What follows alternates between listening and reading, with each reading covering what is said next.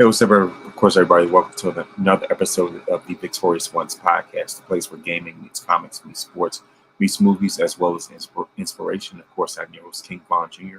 You can follow me on social media on Twitter/X at 301 King Von Jr. You can follow the show's Twitter page at Victory Pod 1. You can also follow the show. You can also follow me on Instagram at Mr. King Von Jr. You can follow the show's Instagram page at Victorious Ones podcast. I'm also the social media producer for the unpopular wrestling show, Perfect Plex Talk Radio. Of course, I'm hosted, on Mondays at 6 p.m. hosted by a friend of the program, Mike Knox. Of course, he's been on there before. But yeah, like I said, it's like to say on Perfect Plex is definitely be a smorgasbord, if you will, a plethora, if you will, of content in this episode. For first and foremost, I want to say rest in peace to Dikembe Mutombo, Pete Rose, as well as John Amos, and also, of course, rest in peace to, like I said, just like death comes in threes and fours, pretty much at this point. So, like I said, just keep everybody in prayer, and just have to do better with people, because you never know. Of course, when the last day is going to be. It just goes to show, that the time is fleeting. And also, by the way, a happy belated birthday to Jimmy Carter, who just turned 100. Meant to say, I got to say that ahead of time, especially with the birthdays I'm about to give shout outs to as well. But yeah, like I said, as far as that, it's going to be a lot when it comes to like the week of wrestling, and especially just so many different highlights. And of course, I want to give my final thoughts on this on the McMahon documentary, because last week I was watching in real time. The last episode I saw, at least up until at least at the time of the recording, was episode 3, and so of course ever since then I've caught up with the episodes 4, 5, and 6, because to watch that all in one sitting, that's a lot.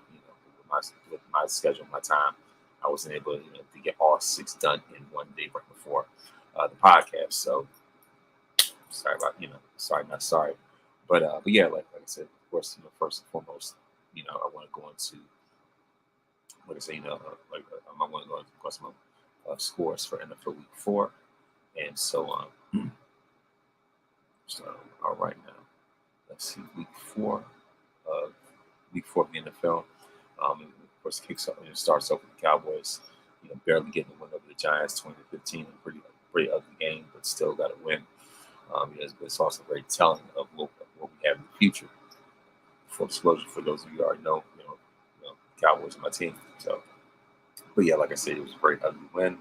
But it's not going to look very favorable in the future, especially with Marcus Lawrence and Mike Parsons both being out. The anchors of our defense. But yeah, of course, other than that, like I said, we won 20-15. Then on, of course, as far as the games on Sunday, of course, the Bengals beat the Panthers 34-24. The Falcons beat the Saints 26-24. Of course, the Texans beat the Jaguars 24-20. Broncos beat the Jets 10-9. Pretty ugly. We're talking about ugly game. That right there as well. Uglier. Of course, you have the Vikings beat the Packers 31-29. The Colts beat the Steelers 27-24. Of course, the Bears beat the Rams 24-18. The Bucks beat the Eagles 33-16. The Patriots beat the 49ers. Tongue tied. The 49ers beat the Patriots 30-13. Of course, the Washington Commodores beat the Cardinals 42-14. The Chiefs beat the Jaguars 17-10. The Raiders beat the Browns 20-16. The Ravens blow out the Bills 35-10. The Titans squashed the Dolphins 31-12. And the Lions beat the Seahawks 42-29. Detroit is looking very strong and very impressive, very convincing. So that's a wrap up of Week 4 when it comes to the NFL news. So so of course, now moving on to of course, normal wrestling news, if you will. Of course, the week of wrestling, if you will. Of course, going to kick off, as I always like to do, kick off with Friday Night SmackDown. And, so of course, we see Randy Orton come out and play Peacemaker, between Kevin Owens and Cody Rhodes. And so, so of course, again, some of that. So of course, Randy Orton opened up the show to speak with Cody, and of course, he told his former legacy pupil, his understudy, of course, that didn't sit right with him, that Cody was teaming with Roman Reigns, especially considering the fact that Roman's been his rival, for a long time, ever since really ever since he came back after the Seth Rollins feud. It's been just been nothing but Roman. And so, of course, for Orton, that didn't sit right with him. And, of course, after this is when Cody actually gets to the ring. So, of course, Cody told his former mentor that they'd rather be a fool, than a coward, and that Roman's the man of his word despite his flaws. See about that. And of course, Kevin Owens came in. It was interrupted by the bloodline before he even get a word out. And of course, Solo suggested that Cody was better off with Roman. And of course, Solo said that Orton and Owens repeatedly failed Cody in terms of his ongoing feud with the bloodline. And so, so of course, we ended up getting a match between the bloodline and King and Orton. Of course, the bloodline ends up winning. A very competitive match, by the way. So of course, other highlights that happened on the show was Nia Jax grabbed Timmy Stratton by the neck, demanding that she does better. After the team lost the tag match last week against Bayley and Naomi. So of course, as far as that match, like the whole purpose was to make sure that that Bayley and Naomi would never get another title shot. And of course, last week's match said otherwise, and so of course, Nia was upset about it, and she just strangled that girl, and pretty much trying to make Tiffany look more like a sympathetic figure. That's that was never on my bingo card in the first place. You know what I mean? And but yeah, like I said, in terms of that, if anything, that's WWE's purpose, and they're definitely doing a great job with it. But of course, after that, of course, Bayley defeat Naomi by pinfall, with her diving elbow drop. So then, of course, Bayley's gonna face Nia for the women's championship of Bad Blood. Next up, we have with Carmelo Hayes versus Andrade, which match number 6 of the Best of 7 series. Well, Carmelo defeats Andrade by pinfall. So of course now the series is tied at 3 apiece, and of course Andrade and LA Knight had an argument after the match. And of course, it was announced that AJ Styles going to return to SmackDown next week, or at least by that point it should be at least by this Friday. Then of course we see Michin defeat Piper Niven by pinfall. Then of course the bloodline of Tama Tonga and Tonga Loa will defend the WWE Tag Team titles against DIY and Street Profits next week. In a triple threat ladder match. And of course, Naomi challenged Tiffany Stratton to a match afterwards. And so, like I said, it was like this episode of SmackDown. It's pretty solid. Rather impressive. I mean, at least at least not to the level of what this upcoming SmackDown could be, because this upcoming Friday is going to be the go home show right before Bad Blood, and so of course that does it for in regards to this past week's episode of SmackDown, and now moving on to Monday Night Raw, which took of course which took place September 30th, and this another notable thing about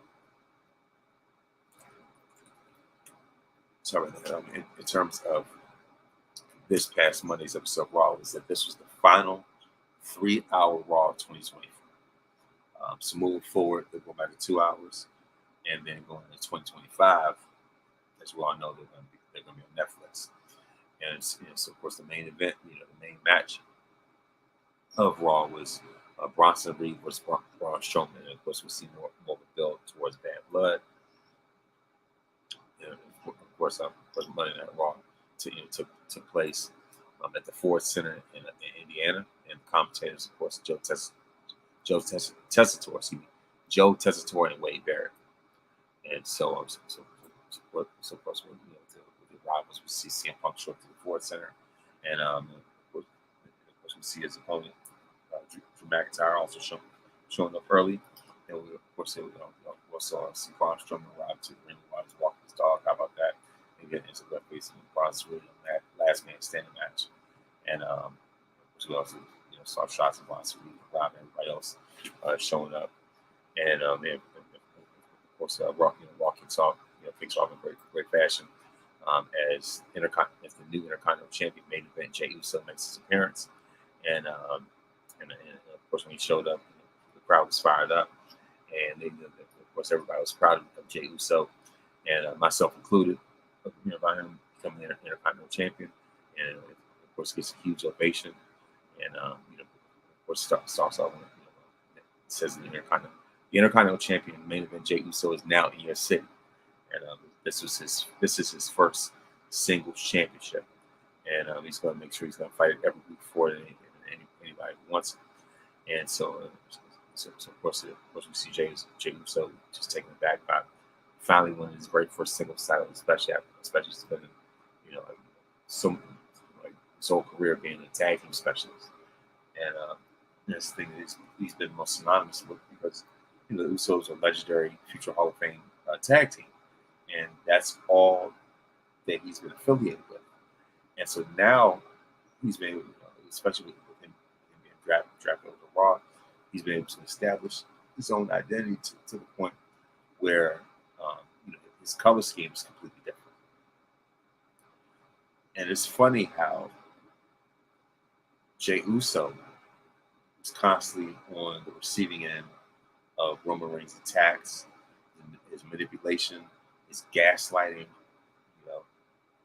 If anything, he was Roman's original henchman. So now Jey is the one, is the one from that family that has a championship. If anything, it's funny how Jay's the one who's got a title now, and Roman doesn't. Funny how the tables turn, right? And so of course Jey thanks the crowd for having his back all throughout these years, and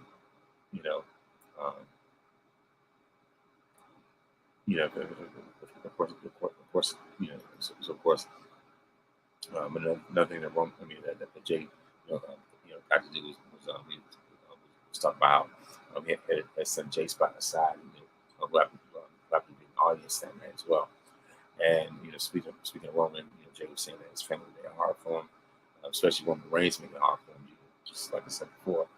And Jey was talking about how his whole life he was just a twin. His whole wrestling career, he was just seen as a twin. Nobody knew him, but now they get to know him.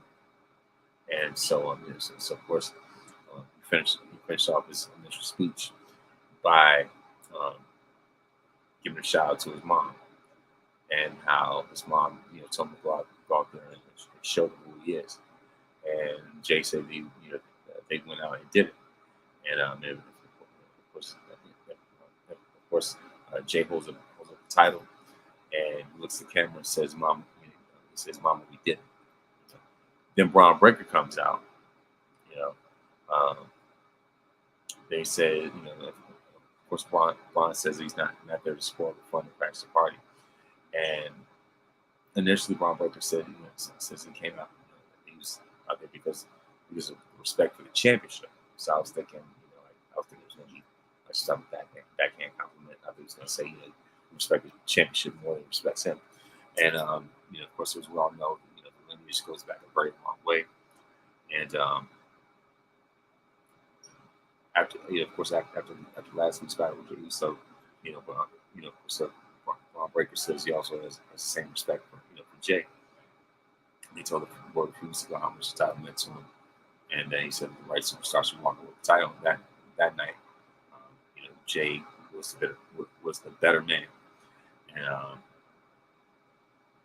at first, Jay and just everybody else thought that Braun was going to hit the spear.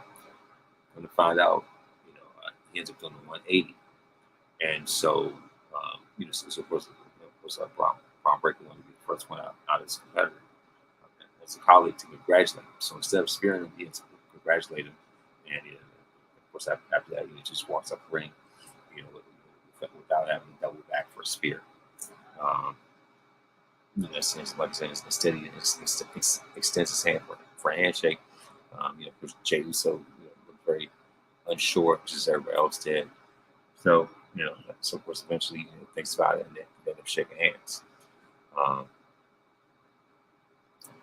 Another thing I want to point out as well, just as Braun Breaker's about to leave the ring, Jay stops him and tells him that there are some dogs in Indiana, and so when he says that, obviously that's a signal for the fans to start barking. You know what I mean? And of course after that, Braun smiles and walks off. And of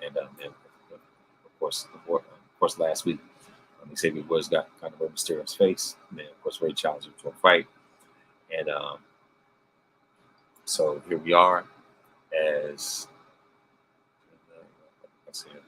Rey Mysterio versus Xavier Woods, and winner by pinfall, Xavier Woods. And not only did he win those the way that he won,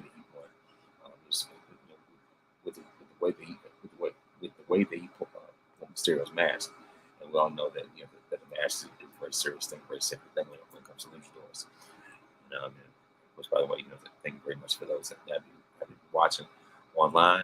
Once again, I also want to say that if you happen to be on YouTube, go to youtube.com/@VonWrestling Jr. For more great content. Please make sure like and subscribe as well. And all that. All right, like I said, of course, Xavier Woods was by way of pinfall, and so now so of course now he becomes the number one contender for Jey Uso's Intercontinental Championship. And and of course, we also have a backstage segment with Sonya Deville and Shane Baszler walking to Larry Valkyrie backstage. And Deville, of course, Deville says Valkyrie has a big match against Zoe Stark. And she's also talking about the shame that she'll be out there alone without Tanya Zelina Vega. And of course, Sonya Deville and Shane Baszler will be out there. And of course, Lyra doesn't have to worry about her. And but yeah, of course, another backstage segment. Kofi Kingston catching with Xavier Woods as we purposely pull Rey Mysterio's mask off on purpose, and of course Xavier said he would never do that. He respects Rey too much. He was hoping that Kofi would congratulate him, and of course eventually he does congratulate him. That of course Kofi says that so we're talking about speaking of opportunities, that Jey Uso offered an Intercontinental Championship match next week on Raw, and of course, actually, I didn't say that Xavier comes out and misspoke, but of course, Xavier said he's going to be by Kofi's side, as he climbs the top of the mountain, and so now that that Kofi's getting this title shot, this could like I said, I don't want to speak too soon, but who knows? This may end up being a term, especially since we're getting closer to New Day's, New Day's 10-year anniversary. But so of course, Xavier was fired up. He said he beat Jey Uso, and so he says that's what tonight he'd like to be by Kofi's side against Chad Gable. And of course, Kings has said that Kofi says they'll go for two for two tonight because New Day rocks, as we all know. Meanwhile, Karrion Kross been watching him in the background the whole entire time, and he's going to play an even bigger part later on in the show. Get to more on that later. of course, we also have Lara Valkyrie or Zoe Stark, who is accompanied by Pure Fusion Collective, consisting of Sonya Deville and Shayna Baszler as well. And of course, winner by way of pinfall is Zoe Stark. And meanwhile, so we see a video that's promoting the last Monster Standing match. Last Monster Standing match ahead of Bad Blood. Of course. Meanwhile, see Adam Pearce talking to an army of security guards, and he says he wants that Punk versus Drew match kept in the ring, or CM Punk entered in his frame and walks right past him. Then of course we see Jackie Redmond with Kaden Carter, Katana Chance, and Lara Valkyria. And so of course Katana Chance so they put the face, and then of course they'll get revenge against Pure Fusion Collective. And it's just like with the way that whole Katana back, I was like, man, she was fired up. Like, wow. Actually, more so, thinking more than anything, on the whole union of Alpha Fire, Ala Dawn,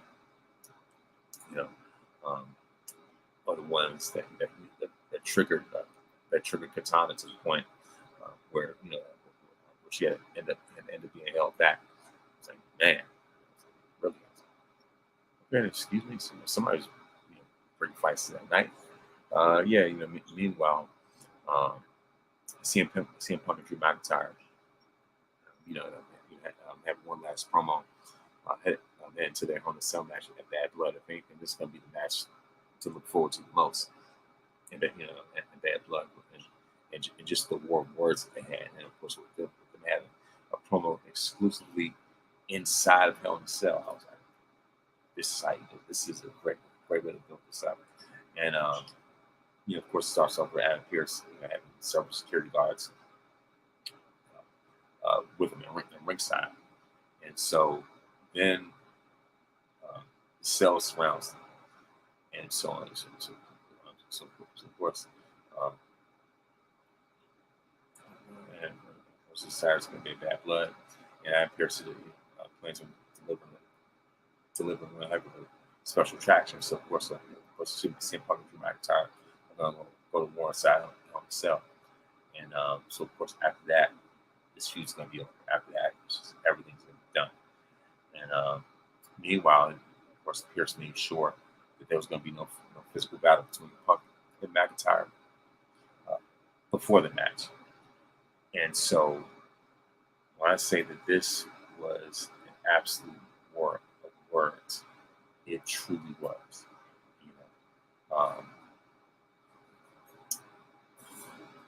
Drew McIntyre goes first, and right after that, of course, we all know the CM Punk chant picks up. And of course, Drew said, says that Punk might be wondering why he's wearing black. He says, not out of respect for him. And so Drew says he has zero respect for Punk. He says it's out of respect for Punk's wife, AJ. And so, it said after Saturday, AJ's got to feed and bathe him.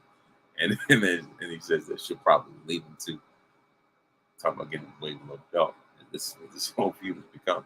And he says, Drew says the tuxedo because he was celebrating when he's gone. Player haters for sure. They both have, they're both candidates for for player hater of the year. Like they keep the same energy with each other no matter what. And it definitely creates great storylines, great TV. You know what I mean? And as a matter of fact, Drew has gone about leaps and bounds when it comes to his mic work, when it comes to his character development. And so as of course he's saying that Punk isn't coming back this time. And he's been back less than a year, and he's been injured for 4 months. He said now he'll be off for good. I was like, man, it's just all of the things Drew McIntyre. Drew is cold blooded when it comes to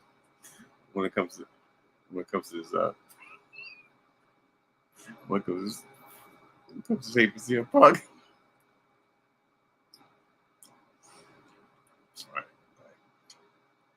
Well, I was thinking about that. Like, man, this is the ultimate player hater for real. Talking about hating the way somebody walks, the way somebody talks. Like, man, Drew McIntyre like embodies that for real. Like, seriously. And if anything outside of like Judgment Day, this guy be the best feud of the best feud in the storytelling of the year. If anything, PWI needs to name this the rivalry of the year, because this is exactly what it is, even without a championship on the line. This has really brought the best out of Drew McIntyre, and has brought the best out of CM Punk since he made his return. And so and of course, even after all that, they still chant Punk's name. Never CM Punk chant picks up. So, of course, talking about Roxanne Perez, the NXT champion, idolized Punk, and after spending time with him, she changes. Man, like, wow, like, really, she went heel on Punk too. And of course, McIntyre can see the hatred burning through Punk. And of course, he said once upon a time, Drew said that he was nothing but a blip on Punk's radar. So the Punk hated him, and McIntyre hates him back. And of course, Drew said no time for hate. But Punk told him how to do it. I was pretty much dead. Like, Punk is generational hater. And he says that hate's a powerful weapon, but dangerous in the long term. This Saturday, that hate will die. Drew says that hate will die with Punk. And of course, Drew goes to leave, but then he stops and sees CM Punk take the microphone. And I mean, of course, and the thing is, Punk just unloaded on Drew. Like, even though Drew has improved significantly, CM Punk is still one of the greatest on the mic all time. Like, he is still an all-time great when it comes to mic skills. There's very few that can really go toe-to-toe with CM Punk on the mic and live to tell the story. And in this build-up to Hell in a Cell, Punk has not held back at all. If anything,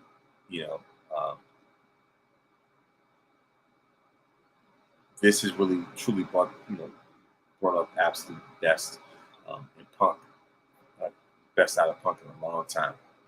I mean, like, he has been in his element ever since his returns, especially just throughout this rivalry itself.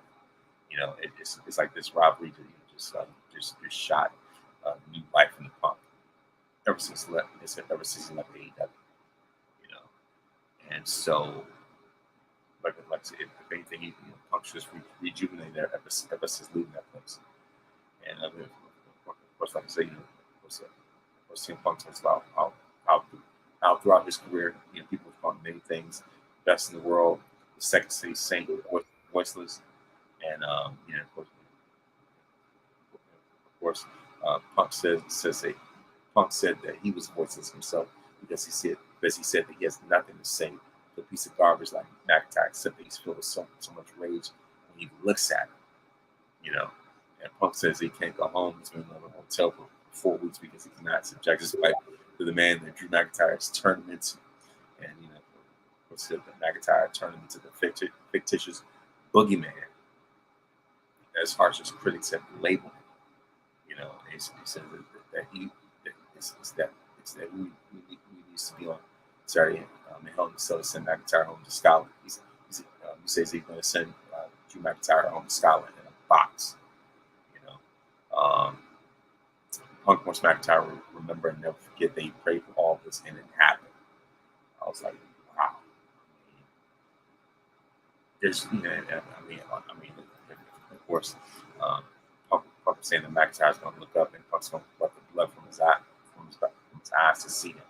I was like, whoa. He said that at the end of the day, he's going to be praying to see him Punk. I was like, whoa. I mean, seriously. Punk held nothing back at all. CM Fury might as well be his name. Because if anything, when we talk about somebody who is a wordsmith, CM Punk is that guy. Regardless of how people may feel about his quality of matches lately, one thing that can never be denied is that CM Punk has a silver tongue. That's a silver tongue. You know, when it comes to microphone, he has the gift of gab, and it's like this dude has the gift of talking people into the building. You know, he's in rarefied air when it comes to mic skills. You know, I think Rock and Austin are pretty much like in a league of their own. Of course, when it comes to mic skills, of course, when it comes to being all-time ghosts, both pretty much like 1A, 1B. You know, like I say, both on my list as well as just on the mic itself. Like I say, you know, of course, that's arguing semantics when it comes to Rock and Austin on the mic. Actually, I said Rock number one, Austin number two.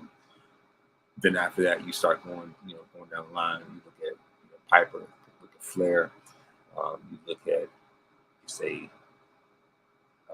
Dusty, Savage, and like I say, you look at your Pipers, you look at your Flairs, you look at your Jerichos, Savage, Dusty, say Punk. Go with Miz as well. You know what I mean? Just when it comes to mic skills, you know what I mean? Like that. You know, in terms of just being, like I said, just being in that conversation like that. You know, and this past Monday, and really, just his work with Drew in general further solidifies that, further cements that. Like I say, when it comes to that, and CM Punk has never met a microphone that he did not like. And this right here, was further proof of that. So after, so of course afterwards we see Kelly backstage with Braun Strowman. Yeah, she's asking if he's feeling trepidatious or fearful heading to the match. And so, of course, Braun says he doesn't know what that word means. Whatever. And meanwhile, Miz walks up. He said, of course, last week he had a match with Braun Reed. Of course, Braun Strowman interrupted it. R-Truth ends up walking up. And of course, this is his first appearance ever since Bronson Reed injured him and put him on the sideline. And of course, Braun Strowman says he has a massive match, and that they started these problems and he's going to finish them. And of course, Braun Strowman walks off, and Miz asks R-Truth, what he's doing there. And so, of course, the Truth says he works there. And so, of course, Miz asks R-Truth why didn't tell them that they came back or whatever. Of course, the Truth said he texted Pearson and says he's been picked up by Karrion Kross. And of course, eventually they're going to be taking on AOP and talking about authors of pain. But of course, R-Truth didn't realize that when he says that also Truth is back. Meanwhile, Miz doesn't really look that thrilled about them getting back together, but of course we'll find out why later on. Next up, we have the Judgment Day versus the LWO. In a of course, in a 6-man tag. The winners by way of pinfall the Judgment Day. And then meanwhile, there was of course meanwhile there was this huge fight that broke out with Rhea Ripley, Liv Morgan, Dominic, to the point where Rhea even threw Dominic and threw Dominic inside that inside like that mini cage that they use for war games, and she also chases Liv Morgan, pretty much chase Liv Morgan away from ringside, almost like the building just about. So yeah, and like I say, of course, I'm definitely looking forward to this women's championship match on Saturday. But yeah, well, actually, of course, like I said, after the match, like I said, with this one, the Terror Twins arrive, and just pretty much just clear the ring and just wipe the floor with Judgment Day afterwards, and so of course, some of that.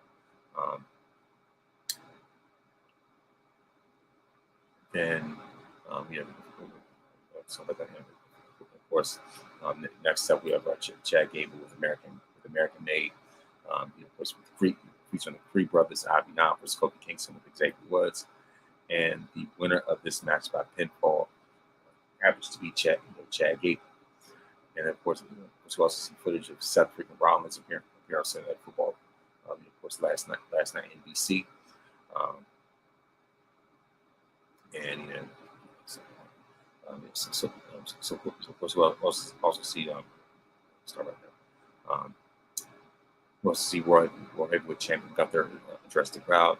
So of course, Gunther makes his way to the ring. And he says, like his World Heavyweight Champion has been fantastic. He loves every aspect of it, being the top guy, the luxuries, the money, everything that comes along with it. He says the one thing he hates is the insults he has to deal with from Sami Zayn every week. And then, of course, Gunther couldn't ask for anyone more annoying than Sami Zayn. Then Sami's music hits. He comes out to the stage, and then, of course, Sami asks if Gunther finds it so annoying to deal with him every week. There's a very easy way to put into all of it once and for all.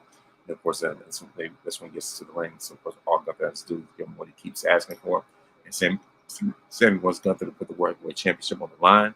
And of course, Sami's obviously feeling very, very confident, concerning that he beat Gunther for the title, for the Intercontinental title at WrestleMania, ended his winning streak.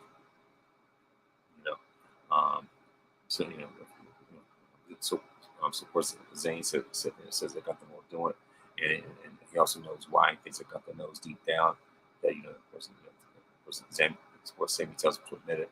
That, Gunther says he tries to tell Zayn, and beat him to him, and it talks about how Sami is on his level, and Zayn answers he's not. But he's not on his level that I beat him at WrestleMania, and Gunther talks about he beat everyone in front of him, except him. Of course, Sami brings up how Gunther beat everyone in front of him except for him, and that Sami's the one that Gunther, and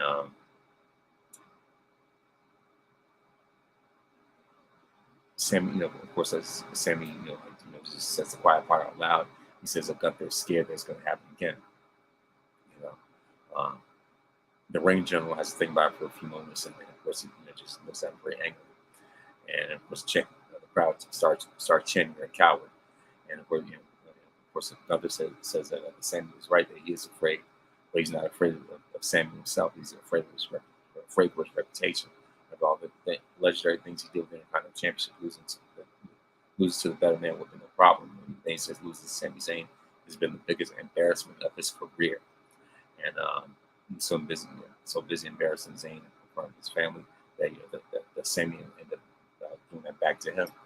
And so of course, Gunther says he flew his family in, but they didn't parade them around for sympathy.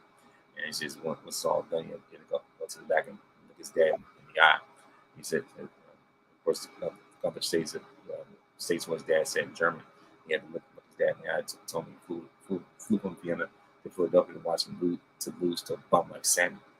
Man, oh my gosh! And so of course, Sami said his family's used to seeing him fail. That his family doesn't expect anything from him. His family, that Gunther's family expects anything from him, and that Gunther's the golden goose of the family, and that he's the chosen one, he's special, and of course Gunther says he's special, something that Sami Zayn will never be. That's the World Heavyweight Champion, and so like I said, it's just that got to the point that that Gunther became irate, and he clotheslined Sami and stomped him and removed his jacket, and then he goes into power bombs to the corner and just yells at him. Then of course, eventually, as Sami blocked the punch, and he blocked Gunther's punch, and he started fighting back at him. And of course, later on, Gunther spent Sami around after he tried to sleep hold, and hits him with the power bomb, and so. Like I said, I definitely like this road to bad blood. This road to bad blood Universal World Heavyweight Championship. And of course, next up, speaking of Awesome Truth, we have we'll see the match between Miz and R-Truth taking on Authors of Pain. Authors of Pain, and of course, this ends up taking a very unexpected turn as R-Truth tags in the Miz. Everybody thinks that the Miz is going to attack his opponents, but he ends up turning on R-Truth, and once he, of course, ends up turning heel, turns back, attacking R-Truth, and leaves the ring. And Karrion Kross, at ringside celebrating as the Authors of Pain defeat Awesome Truth. Of course, they also have the last monster standing match between Big Bronson Reed and Braun Strowman. So match going great. It's just a battle of powerhouses. You know what I mean? And just battle of two tsunamis, if you will. And they certainly have great chemistry. They're definitely great dance partners. You know what I mean? It's just like like you can see, just going back and forth to the point where Bronson Reed, of course, constantly slam. Of course, constantly going for a tsunami. Of course, Braun Strowman has his own offensive arsenal and whatnot. And then, so Braun Strowman, of course, as the match is constantly going on, the crowd's going wild. They go for 1, 2, 3. Of course, Bronson Reed is up. They go 4, 5. Start counting 4, 5, 6, 7, 8. Braun Strowman gets to his feet, rips off the shirt, and of course grabs Bronson Reed, throws back to the ring. So of course, Strowman is trying to pull himself up to the top rope, but he's too injured to do so. And then Bronson Reed throws a chair at him and climbs to the second rope to attack him. Then, just like Lesnar versus Big Show back in 2002, I want to say it was 2003, something like that episode on SmackDown. Bronson Reed hits Braun Strowman with a superplex, and the ring collapses. And we hadn't seen that in a long, long time.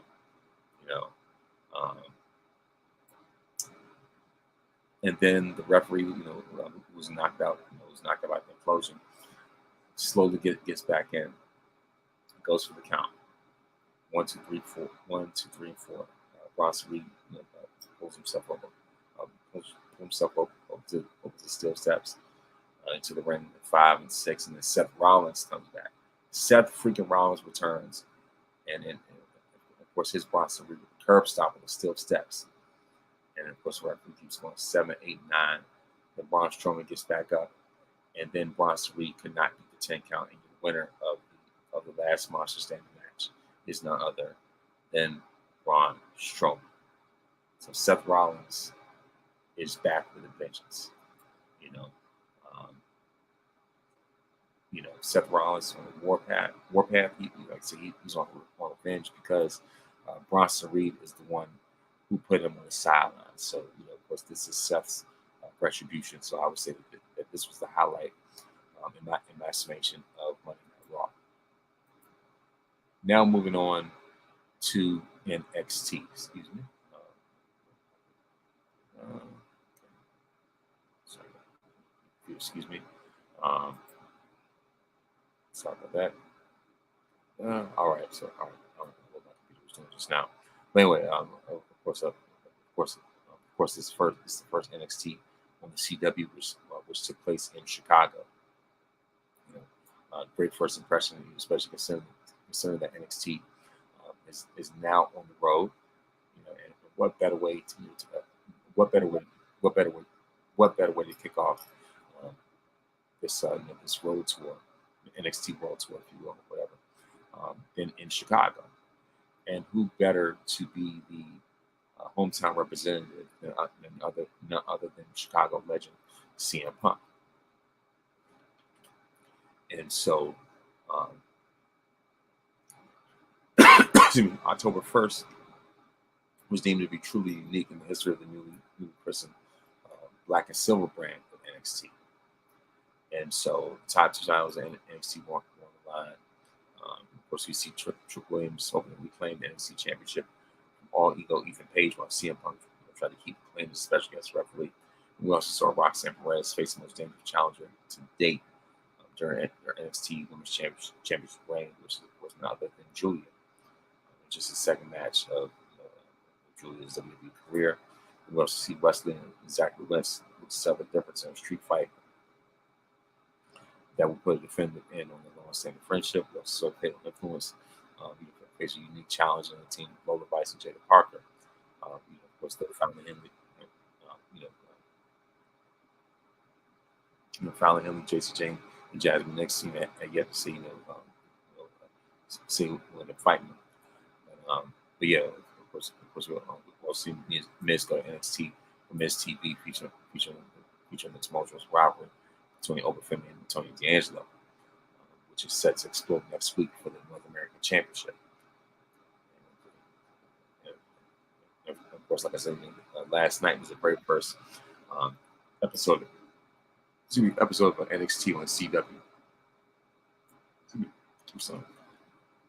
Of course, Shawn Michaels introduced the new NXT and NXT women's title belts for the new CW era. So of course, the previous NXT championship and previous NXT women's titles are now history. So of course now we have a new belt designs. Of course, Triple H, of course helped them to ask the Chicago crowd if they were ready, just like as if they were still DX, And by the way, shout out to HBK, Triple H, and CM Punk for a great segment backstage where Punk had had his referee shirt on, but he also had Shawn Michaels' cowboy hat and a pair of really short shorts. So at first Triple H, Triple H was looking at the outfit. He was unsure. Shawn, I guess, if Shawn was gonna like it or whatever. So next up, Shawn Michaels shows up, and so Shawn was telling Punk that he was a big fan of the get up, and so Shawn was talking about it. He was looking at the shorts, and so they, so of course they were pretending that Punk was getting ready to get rid of like at least that Punk was going to get the one. So Shawn was like, no, that's fine. The shorts are cool, but he was like, so Shawn was like, no, I was looking at the hat. And it's typical, DX humor to make it look like it's one thing, but it's something else. To make it look like the fans have their mind in the gutter. As far as that, to make it look like they're talking about one thing, but they're really suggesting something else. And so Punk gives Shawn the hat. And the thing I like about that, because it was a comedy element, but also because it was a callback to Shawn's old referee gear. For those who know Shawn's history, back in the day, there was a match where he was a special guest referee, and he had the referee shirt on, but he had these really he had these really short shorts, and so I thought it was funny that the NXT gave that a callback, because ever since Shawn has been in charge of NXT, so much of the product has had nothing but HBK callbacks and references and things like that. So I was like, I like how they use that as a callback as well. So of course, the very first match of the night happened to be for the NXT Women's Championship. Roxanne, the prodigy herself, Roxanne Perez versus Julia, and so Roxanne found herself outmatched by Julia, throughout much of the match. But then the referee ended up getting distracted, and so Cora Jade laid out Julia with a double underhook DDT on the floor, and then the prodigy Roxanne, hit her with the pop rocks hit her with the pop rocks for the win to retain her NXT Women's Championship. So, and so of course, there was a lot of there's definitely been a lot of hype surrounding Julia, following her signing with with WWE. But let's just say that people can make a case that this wasn't exactly their best chemistry, but only time will tell. Somewhere in the future, so it was not really hurting Julia's stock at all, at all whatsoever. As well, of course, I think she's gonna have have more than enough opportunities to take away the gold. And so, so of course, there's a chance that she could end up becoming the new NXT Women's Champion at some point down the line. As long as Stephanie Vakir doesn't jump her place in line, when it comes to that title. But of course, other than that, the winner by way of pinfall, with the pop rocks is the prodigy herself, Roxanne Perez. Next up, we have the street fight with Wesley and Zachary Wentz, which is of course, which is the culmination of the feud once and for all. Wesley defeats Zachary Wentz by way of pinfall. So with that win, not only is it the end of the Rascals as we know it, but this could be something that that'll further catapult Wesley, and he's more than likely going to step up to the NXT Championship scene anyway. Outside of Ethan Page, aka All Ego, there's nobody else on the rosters that's better established to really play that play up that role of a heel, other than Wesley himself. Next up, we have the Miz TV segment featuring Obafemi and Tony D'Angelo, and I would say that the highlight of this, just Obafemi's mic skills, and and for him to say that he was inevitable, and people making memes about that, when side by side with Thanos from Endgame. Obafemi is known for calling himself Nigerian Thanos in the first place anyway. When it comes to social media, when it comes to like his Twitter handle and stuff. So so it's, like I said, it's not really that far fetched. Hopefully this is not going to be Obafemi's end game as a champion. Just because, especially because of the fact he's so close to tying Wesley's record, and I'd like to see him surpass Wesley's record, because as a champion, Obafemi has definitely been moving. He's definitely he's definitely doing great numbers, if you will, when it comes to him being the NXT North American champion. So then we have Jada Parker and Lola Vice versus Fatal Influences, Fallon Henley, and JC Jane. The highlight, at least the most notable thing about this, was the way that Jada Parker turned it back on Lola Vice. You could tell that from the time that they were paired together, you could tell that they were not going to be a great fit. And this match, certainly proved that. Then afterwards, Fatal Influence call out NXT North American Women's Champion Kalani Jordan, but Kalani, shows that she's not alone, that she has reinforcements, and those reinforcements came in the form of the Women's Tag Team Champions, Bianca Belair and Jade Cargill. When I say that they clean house, they absolutely clean house. They had, if anything, they had the combat boots on pretty much. I was like, wow, okay, all right, then they did not come to play at all whatsoever. And next up, we have the NXT Championship match with Ethan Page, putting his title on the line against Trick Williams. with special guest referee CM Punk. You know, this has been building ever since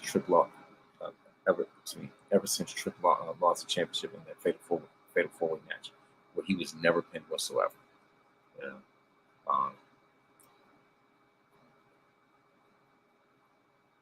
the match itself was absolutely great, at least in my estimation.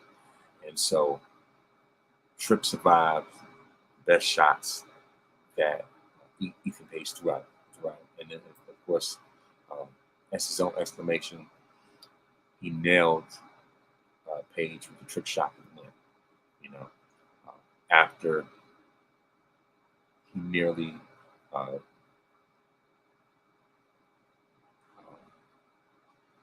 after he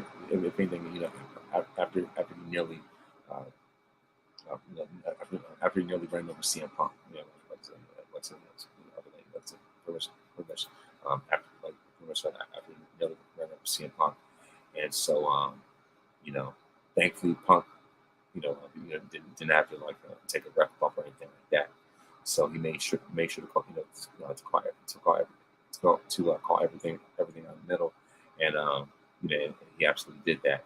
And so of course, like I said, the exclamation point of this match was the trick shot for Trick Williams to become a two-time NXT champion. So congratulations, to Trick Williams himself, and even better, as the confetti fell, CM Punk and Ethan Page with the GTS.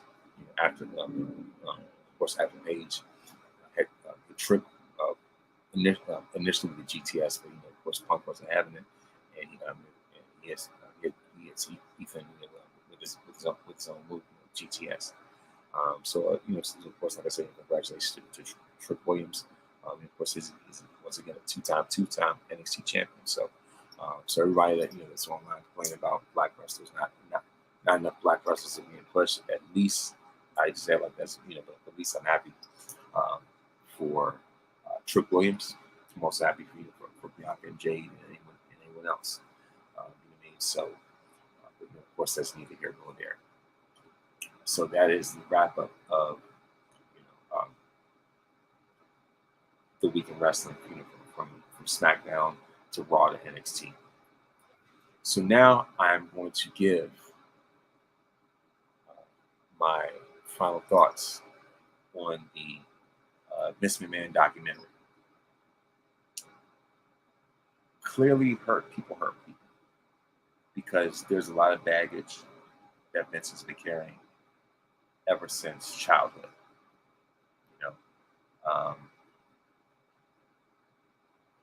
Just the abuse that he dealt with, and the way that he lashed out, and took that hurt and put on other people. From his employees, whether they're the wrestlers themselves, to his, I guess you could say, office employees, no matter what. Vince is very interesting. He's very fascinating. The fact that he did not want to talk about himself, kind of telling. And the fact that he put out a statement trying to, trying to beat this to the punch, trying to beat Netflix to the punch, and try to deny, the things that are said about him, or deny the narrative that's been put out there that he created himself, really. And for him to talk about there's a difference between Vince and Mr. McMahon, I really don't see much of a difference whatsoever. Vince would create certain storylines just for him to live out his own sexual fantasies of whatever the case may be.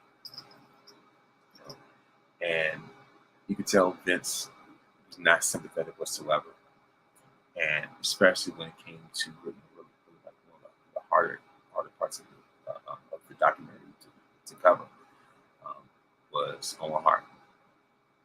And the fact that they still kept going, even after this man died on Vince's watch. He fell, he hit his turnbuckle. He hit his head on the turnbuckle and died instantly. And Vince's whole thing is the show must go on. You know, even though there's a casualty on your watch, but you still chose to go on. And the fact that Vince would say that he does not regret any of this stuff.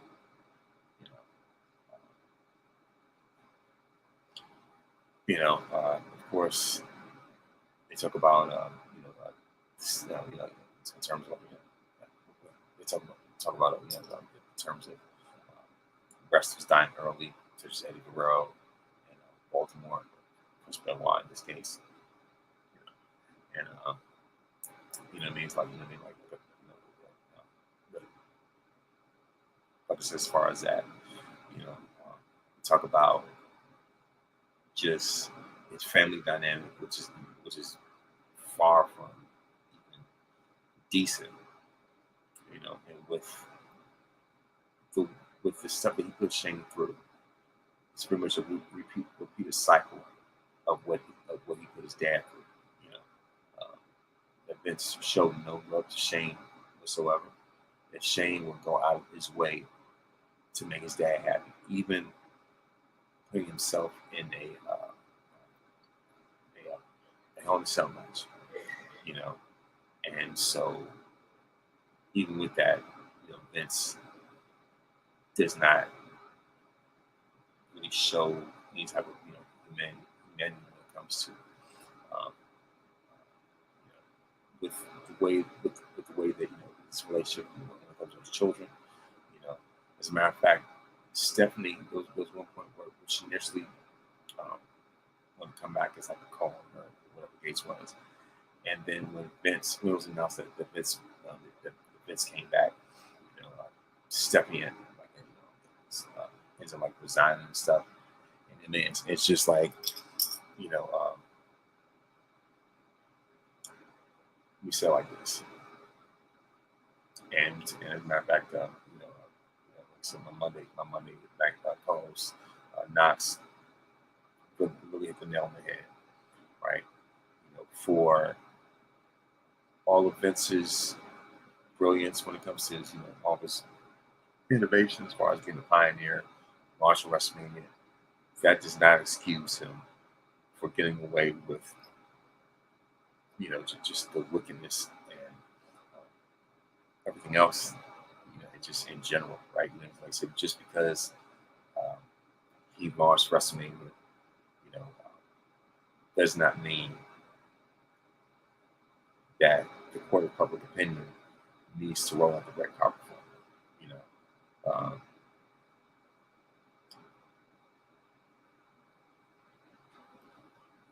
Just because he was in, he made WWF an integral part of so many people's childhood, myself included, right?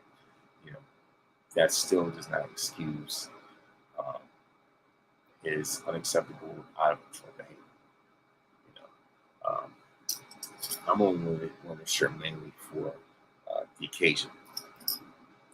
I wish I would have worn it last week, but you could tell that that Vince, with the way Vince used to run his company,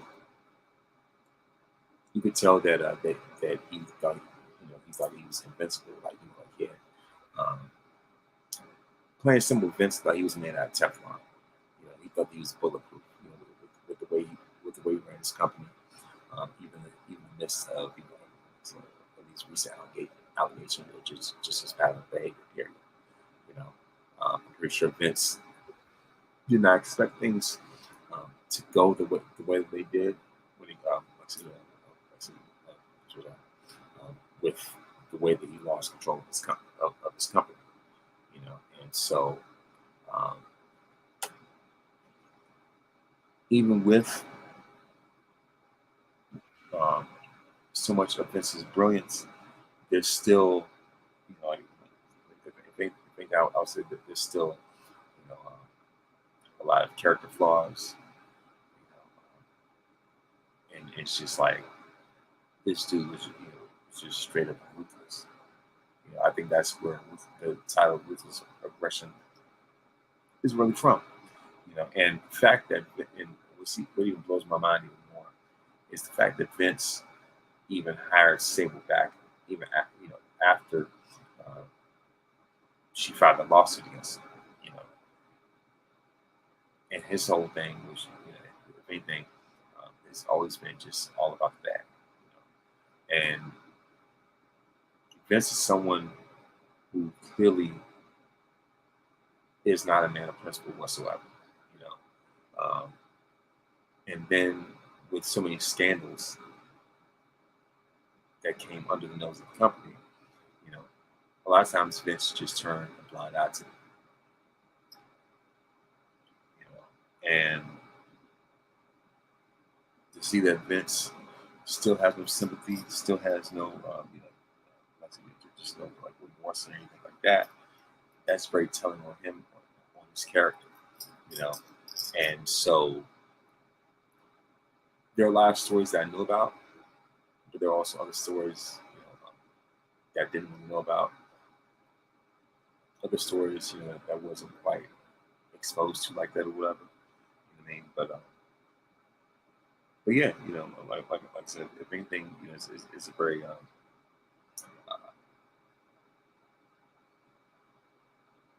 very complex to say the least.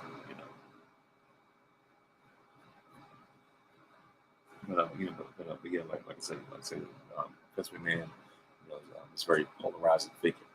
And so once again, I want to say congratulations to Netflix for staying on business, going 10 toes down and not allowing Vince to buy that documentary, as far as that. So like I said, kudos to Netflix for being the MVP, and it's just like,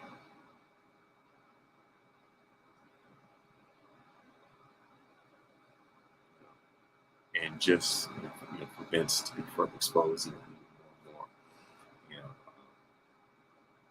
as just a sicko, as a pervert, and just any other name that you could think of. You name it, Vince is somewhere on that list. And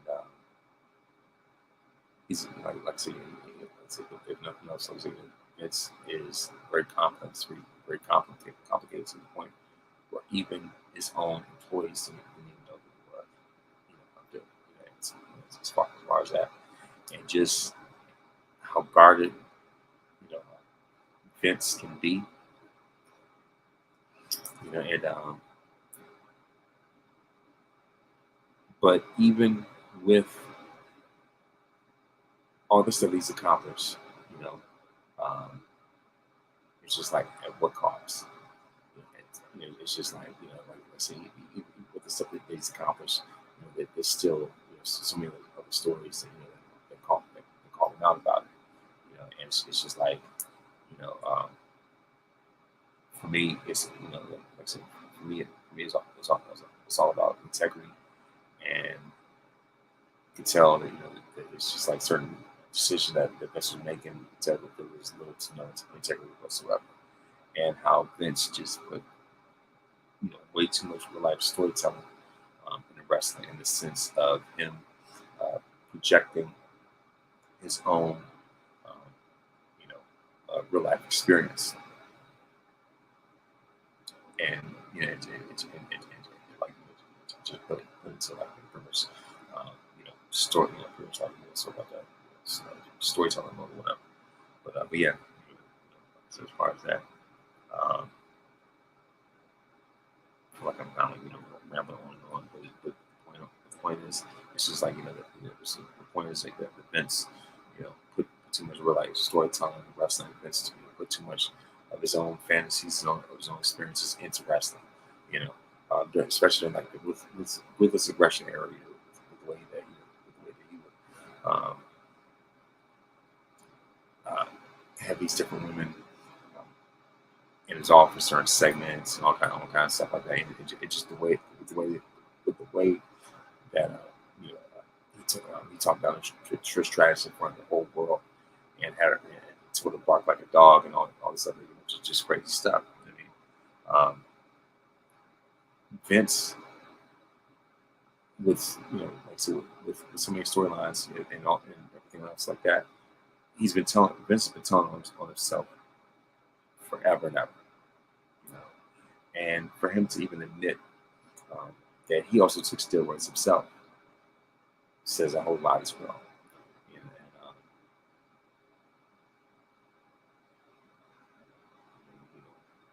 Vince is a sicko. He's very creepish, and like I said, he's someone who definitely lacks character, lacks um, integrity, and just wisdom in general.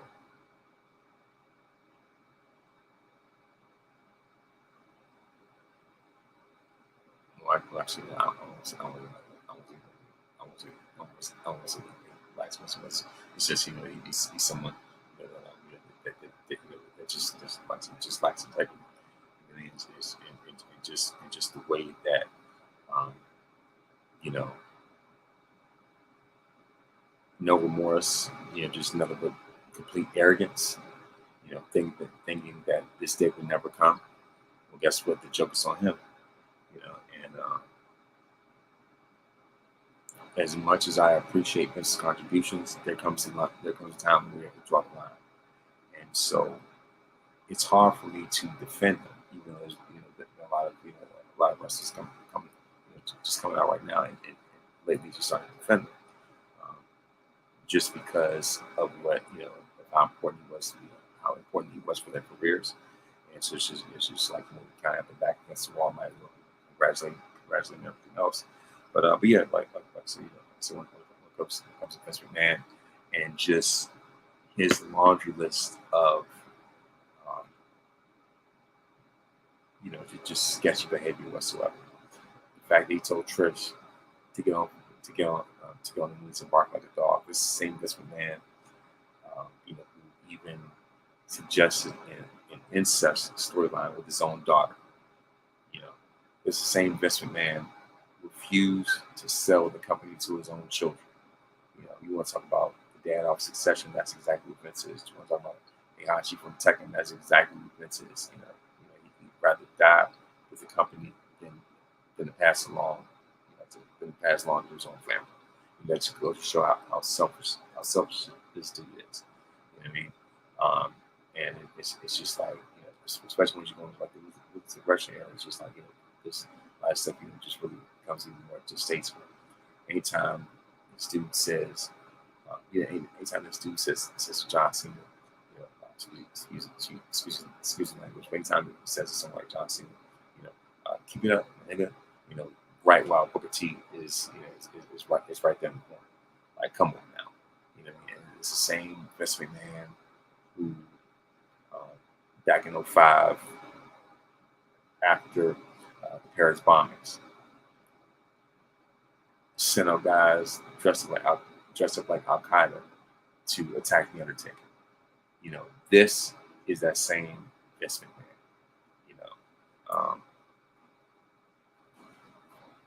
Same Vince McMahon who that zero F's given all throughout this time as owner. For 40 years, this dude was on zero F's given time. And it's very much obvious, and just once again, the way he handled Owen's death was absolutely disgusting. It was absolutely just disgraceful. And with the way that he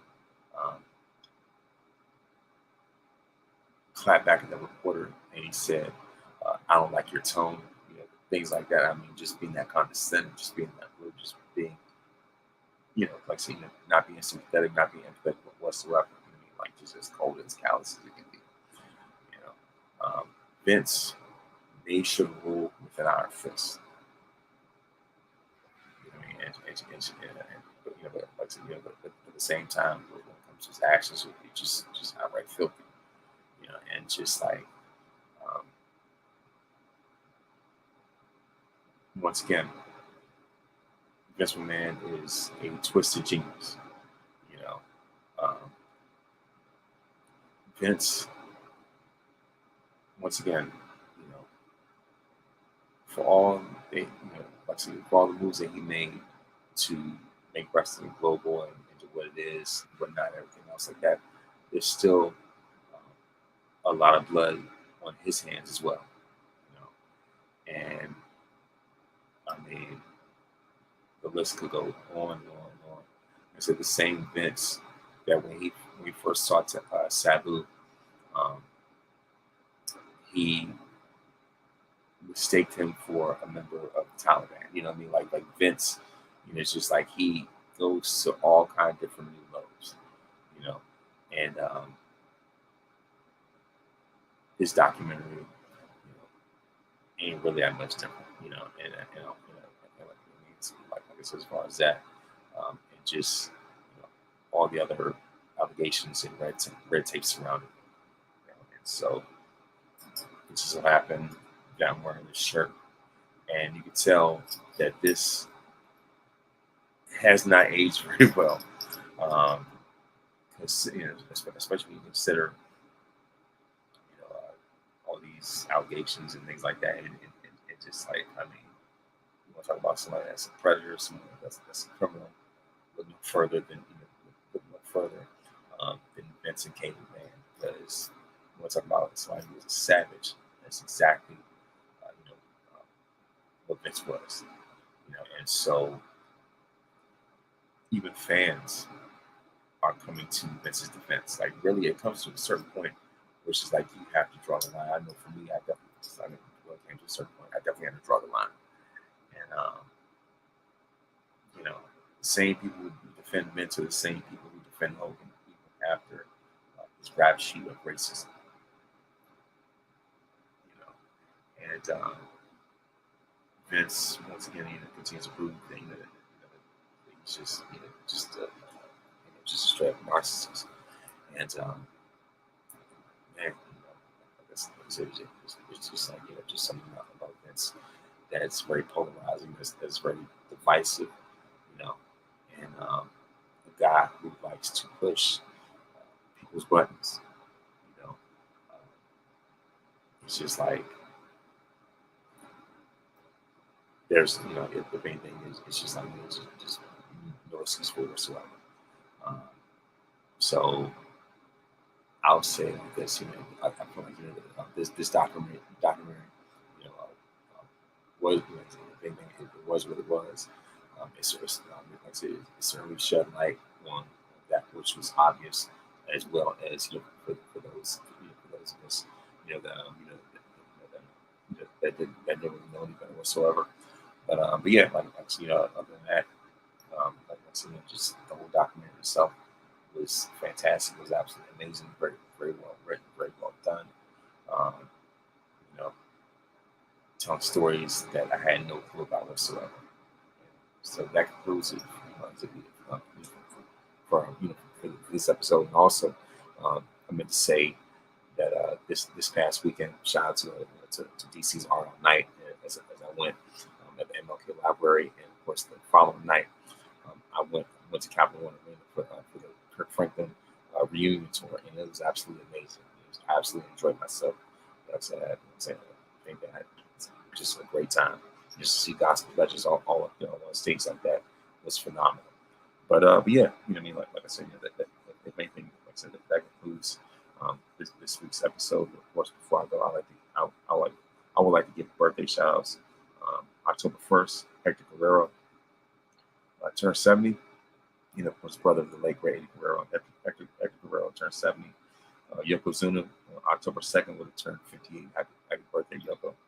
October 3rd, John Morrison turns 45. Of course, that same date, Tommy Lee from Motley Crue turns 62. And then, of course, October 4th, Linda McMahon turns 76. Derrick Rose turns 36. Alicia Silverstone turns 48. October 5th, Bernie Mac would turn 67. On the same day, Terry Rollins, of course, from Illinois, turns 58. Of course, Arthur Jr. turns 40 on October 6th. Dixie Carter turns 60, and Bruno Sammartino would have turned 89. Of course, before I go, I would like to give a word of wisdom, and it's that God has called you to be a storm chaser. You are victorious because greater is He that is in you than He that is in the world. we put God in first place. You don't have to worry about being in last place. Please make sure to listen. Please make sure to listen to this podcast on iTunes, Spotify, Google Podcasts, or anywhere else that you download podcasts. And also please make sure to watch us on YouTube as well. Thank you very much for listening, and thank you very much for watching. And may this day be the very best day of